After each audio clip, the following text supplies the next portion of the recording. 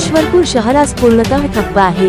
कारण आहे एका अल्पवयीन मुलीवर झालेल्या अमानुष अत्याचाराविरोधात उसळलेला जनतेचा संताप। वरून ईश्वरपूर येथील अल्पवयीन मुलीवर अत्याचार करणाऱ्या नराधमांना कठोरात कठोर शिक्षा व्हावी या मागणीसाठी आज संपूर्ण ईश्वरपूर शहरात कडकडीत बंद पाळण्यात आला आहे।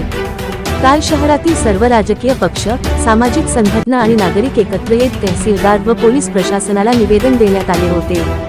यानंतर 20 डिसेंबर 2025 रोजी संपूर्ण शहर बंद ठेवण्याचे आवाहन करण्यात आले होते।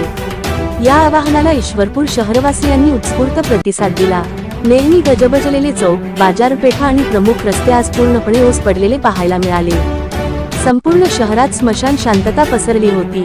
या बंदमधून नागरिकांनी सामाजिक बांधिलकी दाखवत अन्यायाविरोधात एकजूट दाखवली आहे।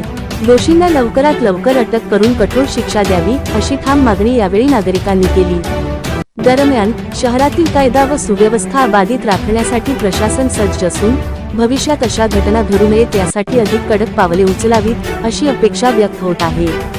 ईश्वरपूरचा हा बंद म्हणजे केवळ निषेध नाही, तर न्यायासाठी उठलेला एकजूट आवाज आहे। 16/12/2025 रोजी पूर्ण ईश्वरपूर शहरामध्ये एक अतिशय घृणास्पद घटना घडली। या घटनेतील 2 नराधम आरोपींना कठोरात कठोर शिक्षा व्हायला पाहिजे। आज शनिवारी व्यापारी असोसिएशनच्या वतीनं पूर्ण ईश्वरपूर शहर बंदची हाक देण्यात आली होती। या हाकेला प्रतिसाद देत पूर्ण ईश्वरपूर शहरातील सर्व व्यापारी तसेच हातगाडीवाले असतील, रिक्षावाले असतील यांनी या बंदमध्ये सहभाग घेऊन बंदला उत्स्फूर्त असा प्रतिसाद दिलेला आहे। खरं म्हणजे प्रतिसाद हा म्हणण्यापेक्षा ह्या लोकांच्या जनभावना आहेत।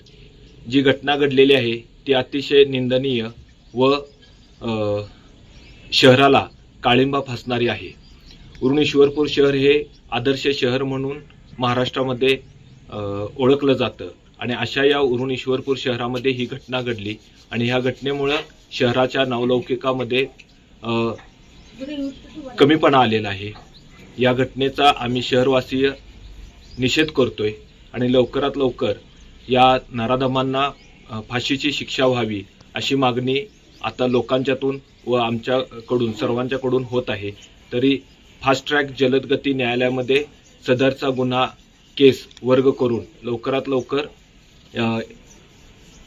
या केसचा निकाल लावून या आरोपींना फाशीची शिक्षा देण्यात यावी